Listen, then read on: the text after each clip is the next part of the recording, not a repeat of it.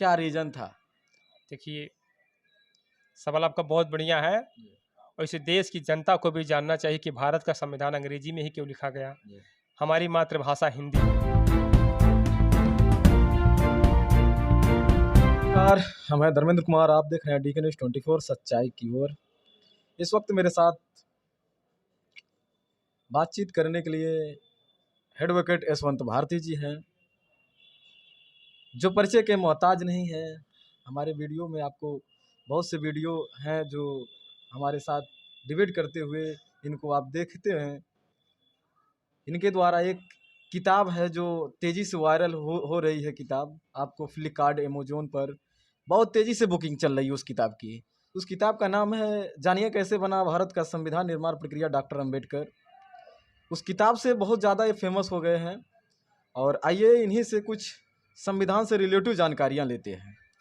Sir, Bharat का संविधान, जबकि भारत का मातृभाषा हिंदी है, तो भारत का संविधान इंग्लिश में क्यों लिखा गया? सबसे पहले तो चैनल देखने वाले साथियों को जय भीम, नमो बुद्धाय, नमस्कार।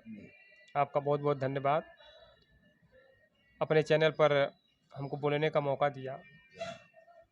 भारत का संविधान अंग्रेजी में क्यों लिखा गया, हिंदी में क्यों नहीं लिखा गया, मलयालम में क्यों नहीं लिखा गया, कन्नड़ में क्यों नहीं लिखा गया, लेकिन आखिर इंग्लिश में क्यों लिखा गया? क्या रीजन था? देखिए, सवाल आपका बहुत बढ़िया है और इसे देश की जनता को भी जानना चाहिए कि भारत का संविधान अंग्रेजी में ही क्यों लिखा गया। हमारी मातृभाषा हिंदी है। तो मैं बता दूं, जब भारत का संविधान बन रहा था 9 दिसंबर 1946 में संविधान की प्रथम बैठक होती है और जब प्रथम बैठक में आप ध्यान देंगे तो संविधान बनने की कार्यवाही के पहले आप ध्यान देंगे कि इस देश में जो संविधान सभा ने कहा था कि कैबिनेट मिशन योजना के तहत के 389 लोग संविधान सभा में जाएंगे और भारत का संविधान बनाएंगे। तो उस समय चूंकि इस देश पर अंग्रेजों का राज था और सारे कामकाज दी है, तो मैं बता दूं, जब भारत का संविधान बन रहा था 9 दिसंबर 1946 में संविधान की प्रथम बैठक होती है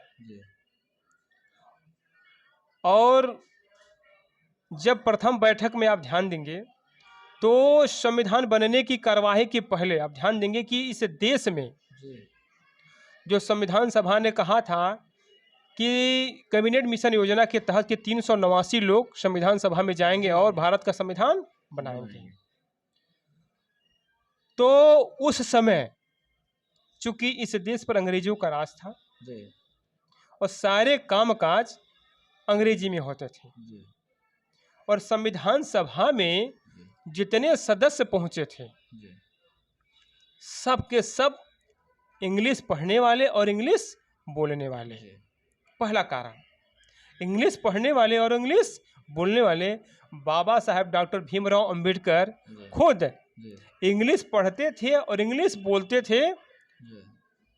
या यूँ कह लीजिए कि बाबा साहब को भी अगर कहा जाता कि आप इसको हिंदी में लिखिए तो शायद वो हिंदी में नहीं लिख पाते, क्योंकि बाबा साहब कोलंबिया विश्वविद्यालय विदेशों में पढ़े थे, तो इसमें पंडित जवाहरलाल नेहरू भी विदेशों में पढ़े। तो उस संविधान सभा में जितने सदस्य थे लगभग सभी लोग इंग्लिश के अच्छे जानकार थे, यानी वो लोग इंग्लिश में ही बोलते थे और इंग्लिश में ही लिखते थे।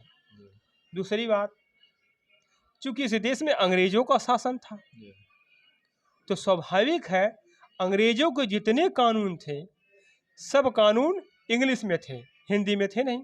सारे के सारे कानून क्या थे? इंग्लिश में थे। तो स्वाभाविक है जो गवर्नमेंट ऑफ इंडिया एक्ट 1935 बनाया गया वो भी हिंदी में नहीं था, वो भी इंग्लिश में था।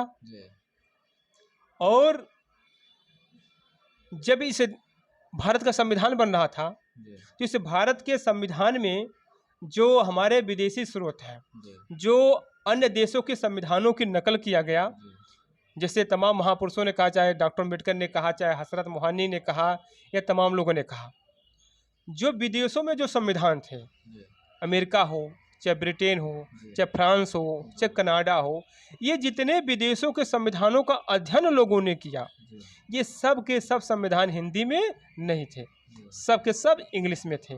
तो तत्कालीन परिस्थितियां ऐसे थी कि पूरे हिंदुस्तान में उस समय अंग्रेजी ही एक ऐसी भाषा थी जिसके लोग पढ़ सकते थे, समझ सकते थे। इसलिए उस संविधान सभा में जितने लोग गए थे, सब के सब एक परफेक्ट, आप कह लीजिए एक्सीलेंट कह लीजिए, परफेक्ट कह लीजिए, या बहुत बढ़िया इंग्लिश के जानकार थे, इंग्लिश में लिखते थे, इंग्लिश में पढ़ते थे। और तत्कालीन परिस्थितियां थीं कि हम इंग्लिश में अगर लिखेंगे, इंग्लिश में हमारा संविधान बनेगा तो पूरे देश में लागू होगा, क्योंकि पूरे देश में एक ऐसी भाषा थी जिसको हम अंग्रेजी कहते हैं। उस समय पूरे देश में उस समय ऐसी भाषा थी अंग्रेजी ही, जो पूरे देश में चल रही थी। अंग्रेजी को सभी लोग जानते थे और पहचानते थे। तो हम कह सकते हैं कि हमारा जो भारत का संविधान है, अंग्रेजी में लिखने का जो मेन कारण था, चूँकि अगर हम हिंदी में लिखते तो स्वाभाविक है पूरे देश में हिंदी सभी लोग नहीं जानते। अगर उसको संविधान सभा के लोग कहते नहीं, मलयालम में लिखा जाए, कन्नड़ में लिखा जाए, या तेलुगु में लिखा जाए, संस्कृत में लिखा जाए, या इस देश की जो अन्य भाषाएं थी उसमें लिखा जाए, तो ये संभव नहीं था। संभव इसलिए नहीं था क्योंकि अलग अलग राज्यों में अलग अलग भाषाएं बोली जाती हैं। अंग्रेजी ही एक ऐसी मातृभाषा थी जो पूरे देश में सभी लोग जानते थे और सभी लोग अंग्रेजी से उसमें परिचित थे। और संविधान सभा में जितने लोग गए थे, सभी के सभी लगभग इंग्लिश के जानकार थे, इंग्लिश में लिखते थे, इंग्लिश में पढ़ते थे। तो इसलिए भारत का संविधान अंग्रेजी में लिखा गया ताकि पूरे देश के लोग, इस पूरे भारत के लोग, पूरे हिंदुस्तान के लोग समझ जाएं कि हमारा संविधान कैसे बन रहा है।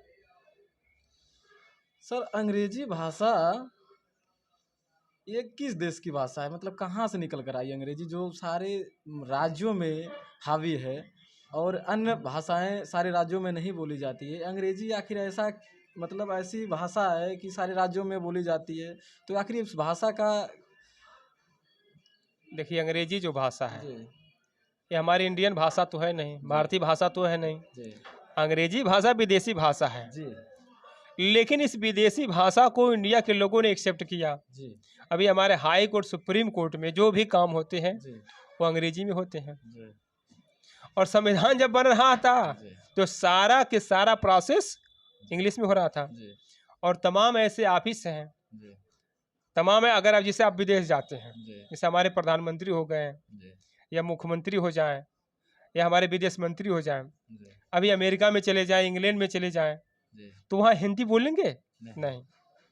तो जब हम अपने देश से बाहर निकलेंगे तो स्वाभाविक हमें इंग्लिश का ज्ञान होना चाहिए। तो इंग्लिश कह सकते हैं कि इंग्लिश अच्छी भाषा है, खराब भाषा नहीं है।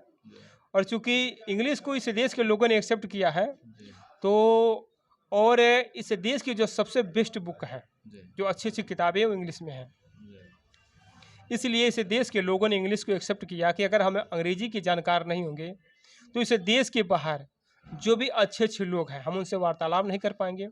इंग्लिश में जो अच्छी अच्छी बुकें हैं उस बुक को हम पढ़ नहीं पाएंगे, और जब पढ़ नहीं पाएंगे तो अपने इस देश को, अपने समाज को हम कुछ दे नहीं